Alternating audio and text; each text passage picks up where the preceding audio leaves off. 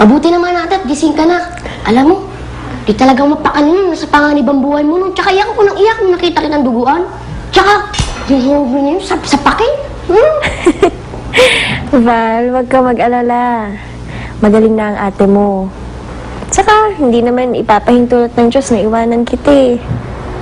Dahil tayong dalawa na lang ang magkasama. Alam mo ate, babae talaga ang Panginoon. Kasi alam niya na ikaw na lang nag-aalaga sa akin.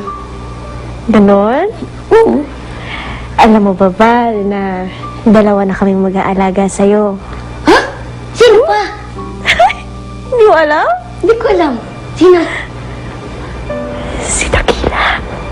Weh! Hindi nga! Kaya Dakila? Oo nga. Pero alam mo ate, yan si Kuya Dakila, napakagaling talaga niyan. Ano parang naniniwala sa sinasabi niya na isa siyang magaling na mandirigma.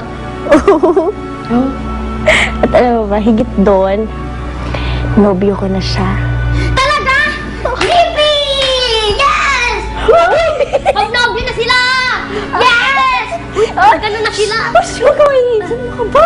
Kumain na dyan. Nahihirap ako. Pasensya ka natin. Talagang na-excite lang talaga. Masaya ako sa inyong dalawa. Alam mo, botong-boto ako doon. Hindi nga rin ako makapaniwala eh. Ang bilis-bilis ng mga pangyayari. Alam mo naman sinabi ni Nay, di ba, na darating rin yung lalaki para sa'yo at mararamdaman mo yun. Alam mo, ate, nagdarasal ko nga na sana dumating na yung lalaking magmamahal sa'yo ng totoo.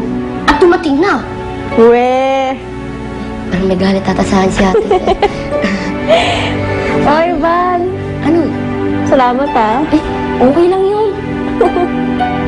Bridesmaid, welcome to our humble town of San Rafael. Kenny, salamat ulit ah. Ako ba? Alam mo maganda dito sa town namin of San Rafael. Kasi alam mo masayahin ng mga tao dito, tsaka tahimik. Alam mo yung tipong pwede kang mag-start ng bagong buhay. Ganun. Ganung level. Pero paano pa kaya ako hanapin ni Machete dito?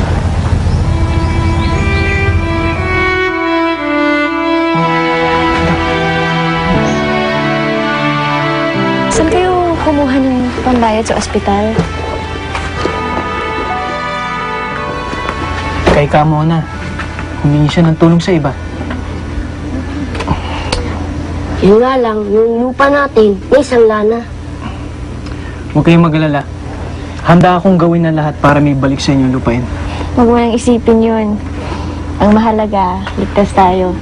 Magkakasama tayo.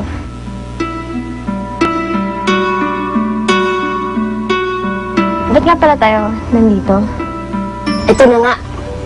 Ito na nga ginawa namin surpresa ni Kuya Dakila. Dahil dito na tayo titira. Ha? Eh, paano?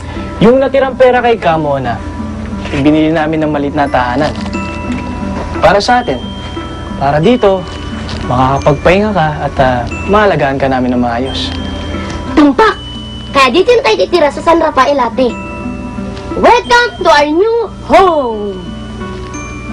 Pasensya ka na ha. Medyo maliit lang tong bahay namin eh. Actually, maliit lang nga tong bahay namin.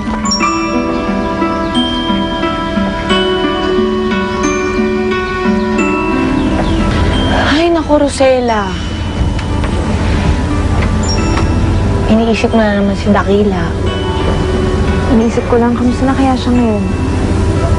Sa tingin mo nasa mabuti siyang kalagayan. Nahanap na rin kaya ako. Ano ka ba? Siyempre naman, no? Ikaw na nga nagsabi sa akin na kayo ang itinakda para sa isa't isa. Kung yung panahon nga, nalagpasan nyo eh. At mula sa pagiging estatwa ni Machete, nabuhay siya para sa'yo. Sigurado ako, kung nasaan man siya ngayon, hinahanap ka rin nun. Sana, Kenny, tama ka. Sana magkita na kami ulit. Tapos ngayon, sana wala nang hadlang sa pag-iibigan namin. Alam mo, lahat yan, ipaubaya mo lang lahat sa kapalaran. For the meantime, kailangan ituloy mo lang ang buhay. Ate, pasensya ka na dito sa napili namin bahay ni Kuya Dakila. Ito lang kasi nakayanan namin eh. Pero kumpleto naman tayo sa gamit eh. Ano ba kayo? Ang ganda-ganda nga nito. Magbago simula ulit tayo. Para na tayong isang pamilya. Makinda, maraming salamat ha. Kung nagkataon lang kasing kami lang ni Val, sigurado may hirapan kami.